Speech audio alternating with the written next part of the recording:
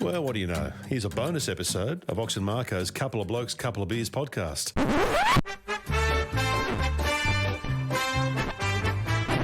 old Collingwood forever. They know how to play the game. Side by side they stick together to uphold the Magpies' name. See the barricades are shouting as all barricades should.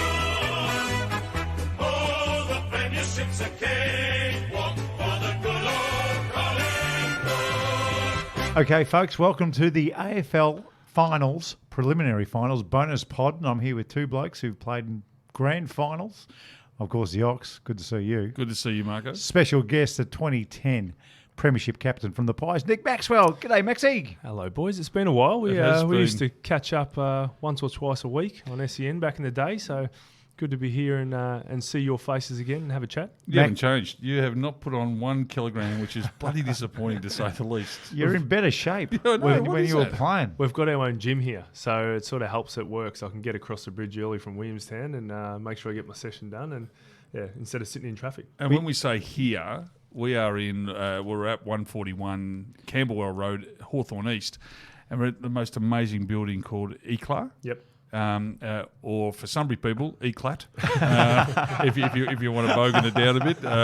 So ECLAT. This is the most impressive building. Maxie, what's your involvement here? Yeah, I'm part owner and CEO, so this is something that was a long time in the making, about 9 years. My brother-in-law, Jesse Hayes, and he's a real tech guru and creative, and I guess I'm more the people person, and Paul Tudden's our third partner, who was a developer of the building, and basically came together a couple of years ago and started E-Class. So we're in soft launch at the moment and go to market next month, but we're basically a members-only bar, restaurant, cafe, dining room, event space, podcast studio, which we're obviously in. And then we've got serviced offices, sort of high-end finish upstairs with some flexible working areas as well. No, we need to do the pod from here at some stage as well. We might come We back have and to. do that. But it's office space, but it's like transient office space.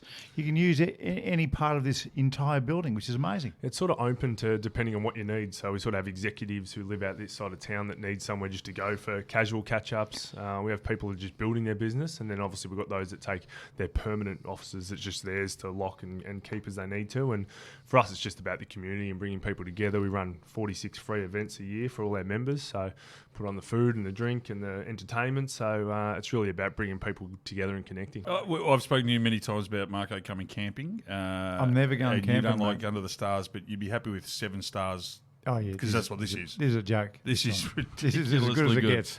Absolutely as good as it gets. Hey, you blokes have played in prelims. We can only imagine, people have never played the game at either of your level. What is the feeling like on a Tuesday, Wednesday, Thursday, kind of before a prelim?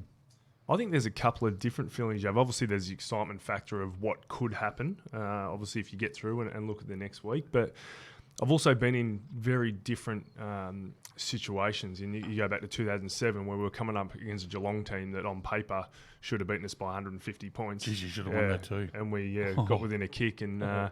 And you sort of have those experiences where it's just like, let's just throw absolutely everything at it. And then you get other experiences where you're expected to win. Sort of, I guess, 2010, 2011, we're expected to go through and to win and get through the next week. So there's different levels of it. So you've got the 2 or the 4 different teams that are here at the moment. Obviously, the 2 that went through and had the week off and finished 1-2, they're expected to win. So the other 2 almost feel like it's a bit of a free hit. So although it's the same prize at the end, there's obviously more pressure on the teams that are expected to go through. It's really the last week too before the corporates get involved. So prelim week is pure fans, the diehards, their last real chance to get to watch their team. So and even the lead up with the other great thing about prelim, obviously school holidays are amongst us. So Yeah, that's right. you go down to training. Training's 10, 20,000 people. It's a huge build-up. So that prelim week is a really, really special week. Once you get in the grand final week, it's just a blur. You know, it's just function after getting ready, and you get about 3 hours as a team together.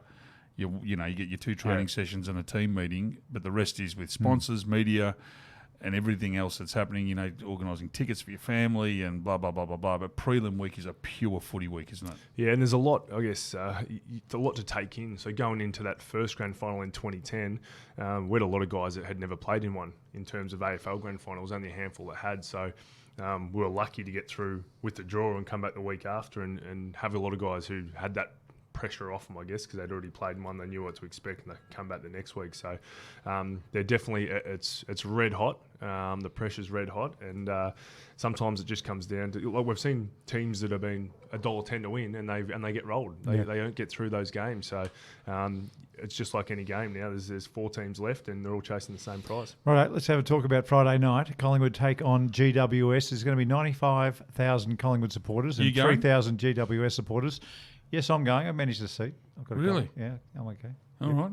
Why are you asking that for? I was just wondering where you were sitting. Are you good seats or you're in average seats? Don't worry. They're good seats. All right. Don't worry about where I'm sitting. All right. In a box. Can you just stop it, please? Nick, Collingwood are expected to win. So many people say that. I can't see it. GWS, the way What do they you are mean playing. you can't see it? Well, I don't think it's pessimistic. I don't think it's 80-20. I reckon it's a 60-40 Why is it game. 80-20? You finished on top. Your game's clear. You got the best list. Yes, You've belted sides left, right, and centre. See what he's trying to do. And you've got GWS who snuck into the 8, who are lucky to sneak through. If you're not a Collingwood fan, they're setting you up to fail. That's what Gee. they want. That's That's what they exactly do. They right. pump you up. So You got one hand on the cup right now. Just it's shut all right. up. We've been there before. We know what they do, Marko. So how do you see the game playing out? Look, I think that Toby Green is obviously arguably one of the best players in the competition, and he's a guy who had a bit of experience with myself, having a couple of years up at the Giants, and to see how he just takes them with him is unbelievable. Their midfield as well, when you look at all the guys they have gone through, there was Canelio and Kelly and Green, Whitfield off half-back. They've got a lot of speed. They back themselves, but it's sort of the same way Collingwood playing away, where you've got all that midfield speed. Obviously, Nick Dacos coming back, and you've got guys like Crisp and I guess the more experienced guys around the contest that get it out, like Tom Green and Ward, but then the speed on the outside that class can finish for you. So very similar the way they go about it in my eyes when they're at their best. But obviously it's about trying to make sure that you can turn it over in your front half and make those mistakes in your front, make them make mistakes in your front half, so you get obviously more shots at goal. Jesse Hogan he's been unbelievable the last little bit. So he's just found some form, and we've been doesn't miss in front of goal. Not like he used to. No, and we used to ridicule him, didn't we, when he was at Melbourne and then at Freo, and he's been able to. It's amazing what happens when you get your body right. Are you sending Darcy Moore straight to him?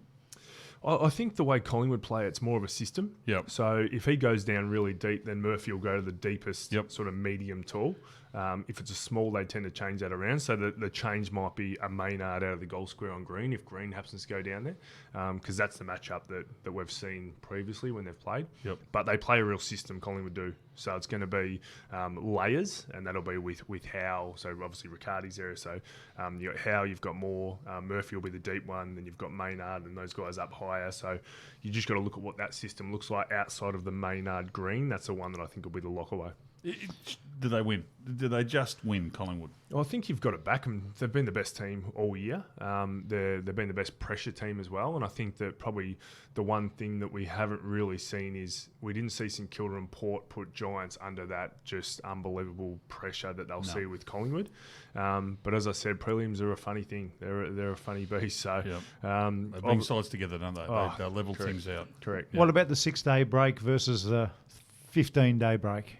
Can it hurt you either way? Absolutely. If you had to pick one or the other, you know which one you want. Yeah. Particularly when you've got someone like Nick Dacos coming off injury. Yep. And also Collingwood have a lot of those older guys as well. Like you look at guys like Pendlebury and Sidebottom, Howes in his 30s, Mitchell. Like it had to help them to have that really tough game against Melbourne. No doubt they would have been sore for a few days after that, and then actually just sort of work back into it. So I certainly think it had to help Collingwood. Giants don't have as many of those older guys, so they're probably younger guys. You just get up, you just find a way, and you know what you're doing. And again, they'd be using that internally to go, you know what, they can have a 15-day break. We'll have a 6-day break. We'll travel again. We'll come together. And that's the type of message they'd be running with. Righto, let's move to Saturday night and the Blues. My God, every time I watch them play and you see the Believe in the background, they're all doing this sort of stuff. Please, Marko. And they are taking on the Brizzy, who always look good to me. Their forward line, my God, they're so sharp. How do you see this one playing out? Again, don't want to sound boring, but you got to look at the teams that have done it all year. But the wave of momentum with Carlton is probably the biggest wave of momentum we've seen because they have played those weeks, because they have looked gone and they've come back. Even the Sydney game, I didn't think they were that impressive. I thought that they should have put the Swans away a lot earlier than they did, and they kept them. It wasn't even Gave an them a arm's chance, length. didn't they? Yeah, correct. So, but then the Melbourne game, they looked completely gone, and they just hung in there. So that grit and that toughness, you can't. Hey, don't worry, you on an expected score, you actually won. Oh, beauty. Oh, that's great. That's great. Well, yeah, awesome. And against your mob. That's Can right. you believe that? Yeah, the expected score you're actually playing this week in the prelim. God. And when you get beaten like, Oh, it's horrible. let's not It's a horrible go feeling. roll ground, but far out. Yeah, I get it. Oh, I'm still filthy. I'm still filthy. Look like you're over it. Oh no, not over Carlton. I hope. No, I don't hope they get bashed, but I can't see them beating Brisbane up there. I just can't. I think Chris Fagan has really got the side motoring. Their mids are linking up well with their forwards. They're finding space. I think Danaher and Eric Hipwood are actually working well together. I reckon they were getting in each other's way initially, but they've now able to find that space, and they've been able to just be a lot potent. And Charlie Cameron, if you're going to crumb to two blokes, let's crumb to those two, because you'll get a bag of goals. Last question for both of you, and then Nick, you can get on to your CEO business, whatever you do. Coffees. Yeah, what does he do? Not Just delegates. It's a 5 o'clock game on Saturday, but it's going to be humid. Yep. Now, you guys played in Melbourne teams. What would it be like for the first time going up and playing in humidity at a 5 p.m. start? Certainly a challenge, and a different challenge again. But what they will do, the conditions should actually help them play the style of footy they need to play. Because up there, when it gets a bit slippery and the sweat hits the ball, it's obviously going to be hard to grip. So what you want to do is just get it going forward. Just get the ball going forward, knock it on at all costs, and just try and take that territory. So it'll actually take away your mind thinking, let's be really sharp with hands and work our way through, because one mistake and Brisbane will go back on you real quick. So I think for mine, it should help them play this type of footy they want to play. It's the breath, though. It's the first 10 minutes leading into a prelim. It's humid. And you get to the 10-minute mark and you go, I'm out of petrol. Yeah. I'm gone. And then it kicks in and you're right to go. So first 10 minutes, you don't want Brisbane putting 3 or 4 on the board, because it's a long way back. Last word from both of you. Who's playing in the grand final? Collingwood v Brisbane. I think the same thing, and I think we're going to see Nick Dacos have a monster grand final day and get that Norm Smith medal. Righto. Close go. Who's going to have the close one in the prelim? GWS Collingwood's for me. That's going to be the close. Yeah, no, I think that'll be closer than the other one. I think Brisbane will blow them out. Well, Nick, this place is amazing. Eclar, 141, Camberwell Road, Hawthorn East. It's a beauty. I think the release comes out in about a month's time. Yeah, so you can come in now. So we're open for business now, and we're open, I guess, marketing-wise. In a few weeks' time, we're actually going to go to market. So awesome. Get in now if you want to come and check it out. And we've got a great sales team here who can show you through and try and find out what your needs are and work from there. And you guys are welcome back whenever you want. Well, we'll see you in a couple of weeks.